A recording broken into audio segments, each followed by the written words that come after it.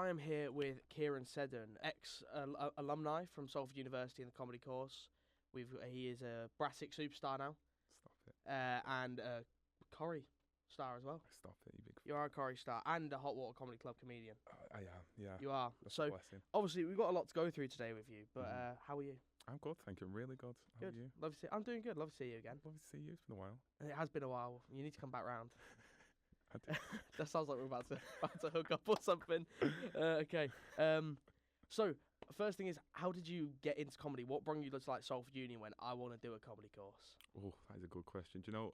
So as a kid, I've loved comedy. Always loved comedy. Loved it as a teenager, and then I was dealt with so much anxiety. I'm like, I don't want to get on stage. I do, but if I get on stage, I'm scared of being judged. I'm like, oh, what if no one finds it funny? As I got older, I never wanted to go uni, but if I did, this was always going to be the course I did. And then eventually, it was like in lockdown. I'm like, I'm going to do it. I'm going to reply, and then that's the best thing you ever done because that's what set everything off. Butterfly effect. Do you not get like? Did you not find it like weird that a university? Because I found it surprising when I first met you that like the university offered a comedy course. Because obviously we had a mutual friend previously left to go back to the States who was also on that comedy course. Yeah.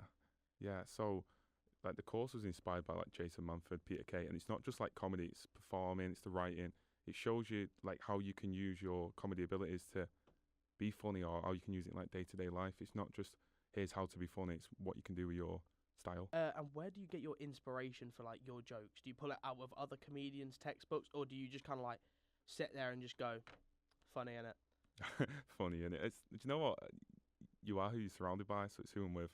They make you as a person. It's obviously who we've seen growing up, like Peter Kay, Russell Howard, Jason Manford, Kevin Hart, loads of different comedians. And then I'm like, right, okay, if they can do it, why can't I do it? There's a bit of inspiration.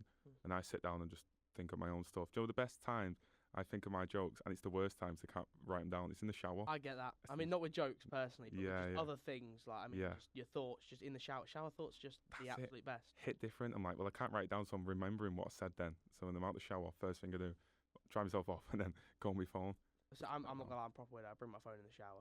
No, do you know what I do? Put the tunes on. But I'm talking in the shower. In the shower. In the shower. I'm on my phone in the shower. That's dangerous. That is a dangerous game, isn't it? You play a dangerous game. And obviously, like, was there any like local comedians that you had? Like, I mean, I'm from Northampton. Yeah. Right? So Alan Carr, massive comedian. Yeah, He's from yeah, Northampton originally. I've been to one of his shows. So, is there any like local comedians that also inspired you, other than just like some of the bigger names? Maybe something a bit smaller. Do you know what? When I first started, I didn't know where to look. I only knew one or two comedy clubs. Then I found one when I started uni, and one of my friends, Zach, he took me. He was like, right, come on, I'll take you to town. Here's some gigs. Here's some of this. Show me like the ropes of where to go. And then from there, I realised there's so many local comedians, and they've helped build me up. Like, there's obviously like, the big ones, like Peter Kay. He's the biggest one. He's from Bolton, but he's like close to us. Yeah. Jason Manford, obviously, and there's a lot more. My head's gone, I can't remember, but there's so many big ones, and it's like, wow, hang on, there's so many other lads and women who want to, and them who want to do what I want to do, and you get inspired from them. Yeah. And they're all similar age. So I done my first gig, funny enough, 4 years ago today. Is it? Yeah, I seen the notification. Congratulations, man. Thank you, guys. Thank you. 4 years ago. Oh, stop.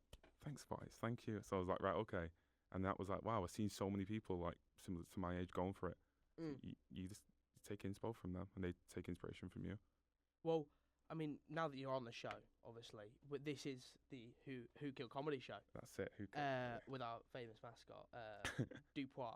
Yeah. And we are here to make a sketch on this show, and obviously, I'd call you a professional comedian now. I wish. I mean, you've been in some of the biggest places for comedy, like the Hot Water Comedy Club. It's a blessing. Right. Yeah. Which we'll get onto later. But yeah. What is like the writing process of a joke? Because obviously, us lot in the studio here are gonna have to present and write a joke, or at least something of a sketch.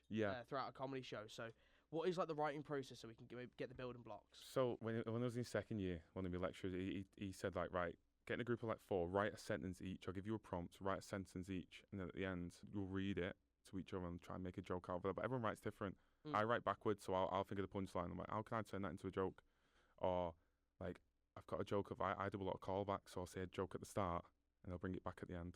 Just slap that then. So it's all different. It depends what you want, what we're looking for. Cause let's write a sketch. We want to write a sketch now. Yeah, what we're doing. What is the crack? Okay, What is the crowd? I mean, I couldn't even tell you. You've put me on the spot now. Yeah, I said the roles are reversed, boy. Yeah, they are reversed now. Okay, well, I mean, bloody hell, I've been put on the spot now. Yeah. Anyone got any ideas? What do we want to do? Getting robbed. There you go. Someone's getting robbed. Okay. Someone's getting robbed. But where? Who? But where? I know. I feel like I'm in that. You know when they're calling it out in Ted. Yeah. That's what. Nobody said Starbucks, buddy. Yeah. I know the offices of Charlie Hepton. I've seen that one. Starbucks, no. Yeah. So I know. So someone's getting robbed outside a nightclub. There you go. Go for it.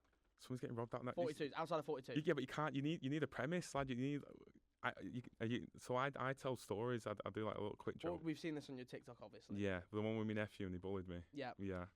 So how can I do that? Oh, there we go. Just use my joke and just switch it. So my joke is, my nephew takes the mick out of me because I passed my driving test at 24, gives it the big un. So I thought, you know what? I'll tell him who his real dad is. It's a dog eat dog world, innit? So there you go. Change the premise. My nephew takes the mick out of me because I got robbed outside of a nightclub. So I'm gonna tell him. Yeah, there you go. Switch the premise. There you just switch it. Okay. Recycle. So would you say that reusing and recycling within jokes can work? Do you know what? A lot of trial and error. You can't I can't say that joke like every night. Like I use my niece or use my cousin, use my sibling. But sometimes, like let's say I've got another joke. I'm like, I don't really like the ending to that. I'll just throw the nephew ending in, or something about my sister. Yeah, definitely reusing like recycle. But everyone's got different. Would you say personalising jokes to yourself is also like a massive help?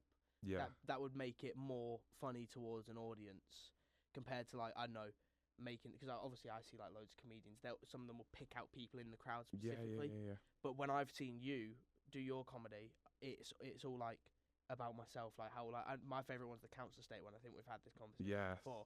And it's like, I'm from a council estate. Like who else is?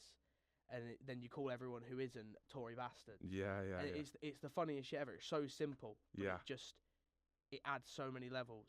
Yeah, so it depends where they am. I always like, if I don't go on first, or like if I'm listening to the host, I always like to listen to what the crowd's like, or try and speak to one or two of them before the show. Sometimes I'm like, okay, I can see where you're from here. I wonder if you'll get this joke, or let's say someone's done like a council estate joke before I've gone on and it's not hit that well. You'd miss it. I'd either miss it or I'd chance it, because if I chanced it, and I'm like, okay, I'll know, but maybe that joke's not as funny as this one, or maybe my joke's not as funny as this person's. So like when I done Frog and Bucket once, this guy done council estate jokes, and then so did I. We were both mixing them. Like some are finding mine funny, some are finding this funny, but that's fine. Everyone's got different taste. Yeah, that's it. Comedy is subjective. Sound okay. And then, so what would you say your biggest challenge has been within the comedy world as a whole? Biggest challenge, pushing yourself, because you have to have that self belief. Like I'm surrounded by so many better comedians than me, but obviously you have to have that self belief that you're good. That self-belief. There's so many bigger comedians, and you have to know, like, look, I belong here. Like, imposter syndrome's a real thing. I get that sometimes when I'm like, wow, I've just seen myself on the TV here for like a couple of seconds. Years ago, I was crying because I've always wanted that, like, not like literally, but I was like, I'm hoping for a chance here. Now I'm on it. You have to enjoy that. And the biggest challenge is just keep pushing yourself. But if you're just sitting there, you're not going to get anywhere. Yeah. You have to keep full on pushing yourself. The biggest challenge is just pushing. You have to do it, but do it for the love of the game. As soon as if you get bored of it, you're not going to enjoy it. You're not going to go on. I love going on stage, even if it makes one person laugh. It's meant. Yeah. You're spreading. You're not only making you happy, you're spreading joy to others, and it's great. Have you ever had nights where you've had literally no laughs? Oh, yeah. Which I'm assuming is quite a common occurrence. It can be. But yeah. So many top comedians have said these are the nights you want, because it makes you better. It'll either scare you away for a bit, which you did like once or twice, and then the next thing you know, you're coming back. Because you want to look, I can do this again. Or not every crowd's the same. I could do the same set to like 3 different crowds until I find it funny, one won't. But yeah, the nights where you don't get laughs, you're like, okay, I'll go back to the drawing board here. One of my friends gave me the 3-tick system, so try the joke 3 times. If it gets 2 ticks, keep it. If it gets 1, work on it. If you don't get any like the 3 attempts, scrap it. Yeah. Scrap it. But yeah, the nights where you don't get laughs, they're the better ones. Well, obviously in like the short term because it helps you, but the nights when you're absolutely smashing it, they're like, okay, great. But then you can't just stay still. You have to keep moving. Okay, that makes a lot of sense. There we go. I've not personally been to one of these shows. I've spoken about wanting to Come on, Ben. Wanting to go to one for ages, but it's travelling all the way to Liverpool for like a a big show because I want to go to the Hot Water Comedy Club, obviously. Yeah, I'm hoping to get back on that soon. He's like, well, I've got my own little comedy club being made, so Are you? get a free ticket there. Oh, beautiful. We're cooking, boys, and you boys, you can. Happy birthday. Oh. Early birthday present. Early birthday. Don't know when your birthdays are, boys, but happy birthday. There you go. Yeah. There you go. I knew that. So, how did you get in contact with places like the Hot Water Comedy Club? Because obviously you see, I can't remember his name now. Oh, you lads might know the Scouse ginger lad. Oh, Paul Smith. Paul Smith, that's it. Like, obviously, I literally popped on my TikTok once, or in my Instagram, anything, and he's all of a sudden now big stage. You know, he's worked very hard. Yeah, but obviously I've not seen his name at all before anywhere. Yeah. And then, obviously, you're now in the Hot Water Comedy Club. And how do you get in contact with somewhere that's so as big as that? Do you know what? The admin team's great. The owners are great. I spoke to the owners. I think one of the owners, I emailed and look, can I get added to the list to potentially perform? And then he got back to me in a few weeks. And then I think 6 months later, that was my first set. But that set was the best thing I've ever done. I was so nervous because this is massive. This is a world known, it's a world known comedy club. And in my head, I smashed it. And it was I had some family friends watching it, live streamed. I had some family friends there, and it was mint. And then I got to go back a second time a couple of months later. Enjoyed it, smashed it again. Are you going back anytime soon? Yeah, I'm on the waiting list, so hopefully back soon. But it's honestly, it's not even just the club itself. It's they've got 3 different rooms. Everyone's so nice, from the staff to the other comics, and then it's got loads of different little restaurants. They've got live music outside. It's soundproof comedy rooms. They really worked hard, and Paul Smith, he's just one of the best. I've not met him, but I'd love to. Yeah. And then the green room, I remember going into the green room and some of my favourite comics were in there. And one of my friends is friends with them. I'm like, Liam, what the hell? This is crazy. I'm in here with these. I'm trying to keep it calm. Yeah. And I was like, Liam, I'm going to have to ask him for a picture. He went, yeah, go on, mate. Let's go and do it.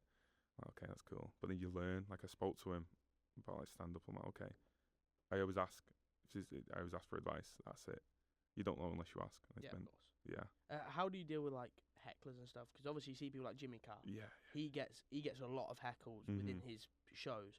I don't know if you've had many experiences with that or what, but how would you deal with it even if you haven't dealt with it already? Do you know what? Take it in stride. I spoke to Johnny Vegas, and he mentioned hecklers. I met Johnny Vegas 2 months ago, and he said, listen, if they heckle you, run with it. Absolutely run with it. Turn it into your thing there. Own it. That was what he said. Own the moment and make it in yours. They heckle you, own it. I've had a couple of hecklers, but I was raised with 5 brothers, so you gotta have some comebacks there, don't you? Yeah, so of course. That's it. So you deal with it. It all depends on what they've said. All depends on what they said and where it is. But then you just deal with it, and it's mint. Plus, it makes a good little learning thing for you. Cause there you go. You've learned something there. You can just riff on it on stage. Yeah. Class. I mean,